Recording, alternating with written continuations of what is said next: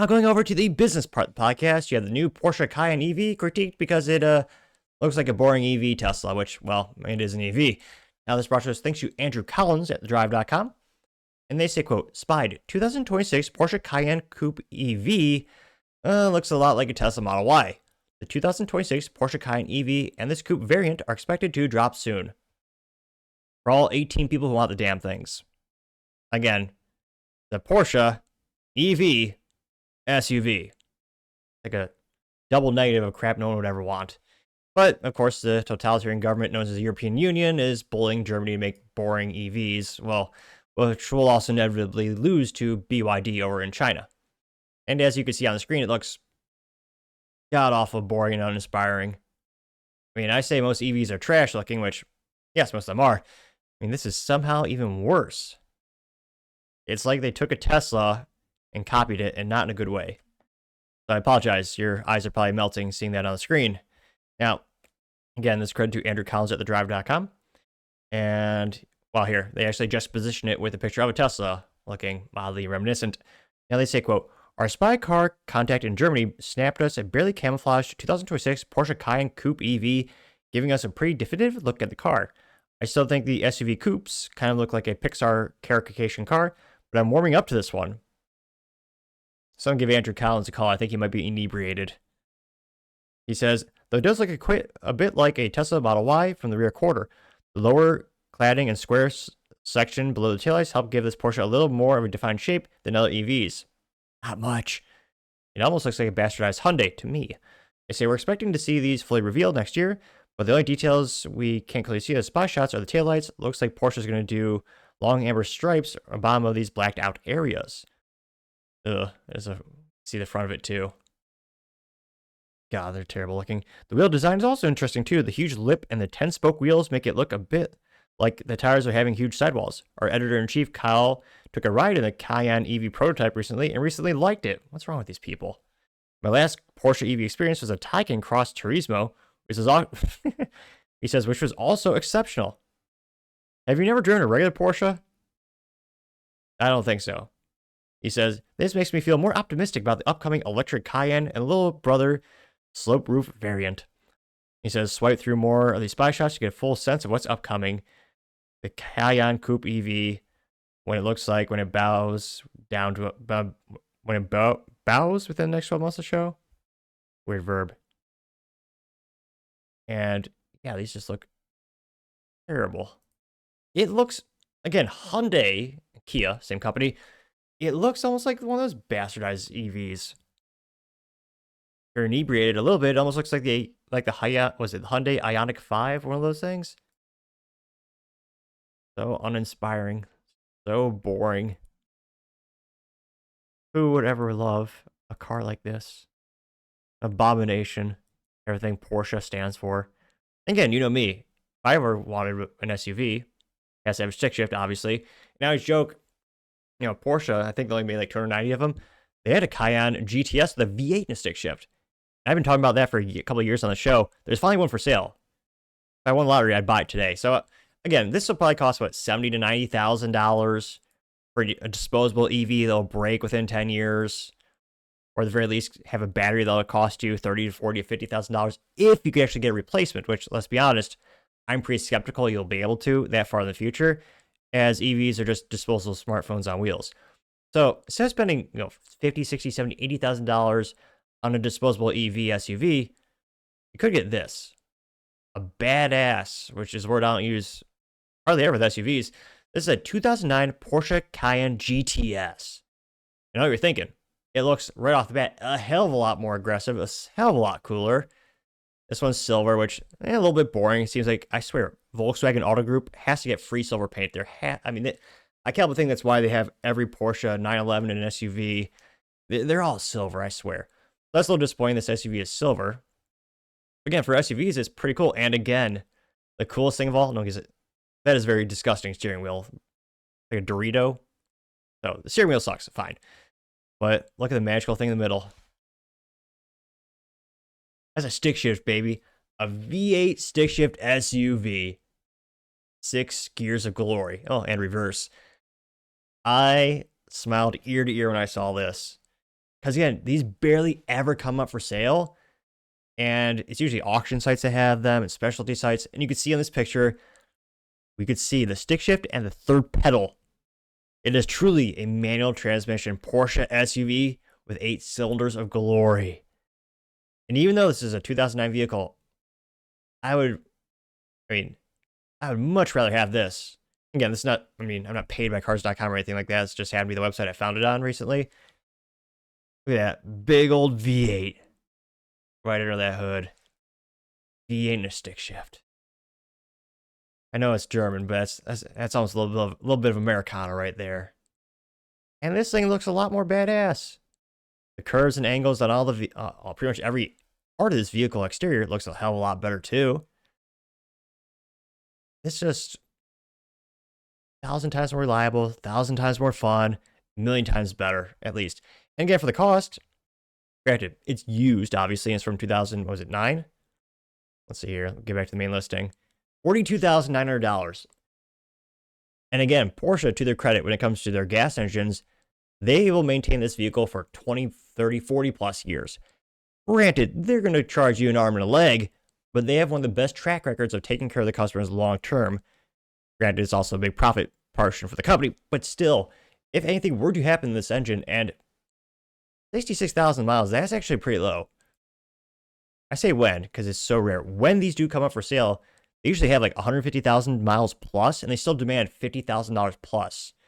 Because they're so rare, and there's so much fun, and they know people are out there with the money are willing to pay for it. Now, granted, I don't have that. Again, if I had to get an SUV, this is what I would get. Maybe, again, if I had enough money to buy this, and maybe if I had extra money, obviously you change the paint so it's not silver. But again, even with the silver paint job, this looks like a fun, awesome SUV for about half the price of the EV. And this will guarantee be a lot more reliable, be a lot more fun. And also, shoot, you can bring this to car shows. You'd win a lot of bar bets. Be like, I bet you don't. Hey, my SUV's got a stick shift. No one's ever going to believe it because I think they only imported like 290 of these. Now, in 2016, they had the Porsche Cayenne with a V6 and a stick shift, which is tailored to the track. Obviously, not as much horsepower. This is pretty cool, but again, this is one with a V8. And yeah, the Porsche Cayenne EV is going to come. We'll see how many they actually sell. But again, if I had to get an SUV right now, oh, you bet your bottom dollar it'd be this one. But what would you rather get? If you had, and again, with this one, you still have $30,000 for maintenance, fun, or whatever you want, as opposed to, if you have $70,000, either buy this car or buy the Porsche Cayenne EV. Which would you get and why? Let me know in the comments, because as always, be fascinated to hear what you have to say. Going over to the Cultural Pod podcast, you have leftists actually making a Protect Trans Kids t-shirt with the Minnesota shooter's face on it. Now, thanks to David Santa Clara. He says, quote, "They're really making Protect Trans Kids with that piece of shit's picture on them." And I'm not going to repeat his name. And yeah, they have his ugly mug on the t-shirt, or long sleeve shirt there. Which, again, I don't have much ground to stand on when it comes to ugly mugs. Granted, I'd argue he looks slightly more ugly than me. Just saying something, actually. And here's a quote saying, "Now the name blank is pretty straightforward. This name is a friend of mine, also the last name of a reminder of an old friend who is struggling. And he is someone who's always been fighting for us, right? Protect, because that's exactly what this is about. It's about creating a space where trans kids can feel safe and supported, where they know someone has their back." What kind of moron is making this? Ridiculous. This person who took a couple lives and injured many more, their leftists are now praising him and making clothing and apparel with his face on it. Which is ridiculous, obviously. It also shows how mentally deranged leftists have become. That's just disgusting. They're praising someone who took other people's lives. Ridiculous. And this went pretty viral. Got 1.2 million views and 21,000 likes. It's almost, at least leftists are consistent. They'll take the worst scum of society and make them martyrs. Perplexes me. Why are they doing this time and time again? You saw the same thing with the Kyle Rittenhouse shooting where he just happened to defend himself against someone who hurt kids and women, which again, good shots. Then you had George Floyd, someone who robbed a pregnant woman at gunpoint, a serial thief and drug user, and they decided to make him a martyr as well. They seem to take the worst of society. Remember the whole scam where they had the gentleman who claimed, oh yes, hands up, don't shoot, when he was reaching for a knife? Leftists made him a martyr too. They seem to delight, maybe because they are impressed and enamored by their own abilities to pitch the worst of society, and that the mindless zombies will still praise them. I mean, that is, I suppose, impressive that the people are so mentally vacuous that they would support those things. But of course, anyone with the MAGA intelligence is not buying this long sleeve shirt. I misspoke. I thought it was a t-shirt earlier. Even more useless. How many times have you actually worn a long sleeve shirt in your life? Me? I believe 3 times. Mostly useless garbage. Now, go in the comments. When the first one comes to us, thanks to David Santa Clara, he says, quote, New York Post just picked up the story. And it says, Twisted T-shirts pay tribute to Minneapolis church shooter. There you can see a link to it, getting 273 likes. Someone by the name of Dixon Uranus says, quote, as an added bonus, after you wash it, the shirt hangs itself. In 4.5 thousand likes, and dark humor. Because, yeah, that's a high rate. I wish they take their own lives. Jason Claire responded saying, ooh, getting 985 likes. Chud Dudley, American Misfit, says, quote, optics as a concept completely escapes them, much to their detriment. And he has a picture of Polly from The Sopranos getting 1,000 likes. David Santa Clara, I don't know if I can do Polly's accent. Hey, D, all I'm saying is that shit would never happen. We didn't. Oh, wait, no, wait. Hey, D, all I'm saying is this shit never happened until we gave them parades and called them broads. Unquote. Which, was that the worst Italian impression of all time? Probably, but the attempt was nevertheless made, getting 2,000 likes. Not me, but David Santa Clara right there. We also have Freedom Lover saying there's no such thing as a trans kid, getting 932 likes.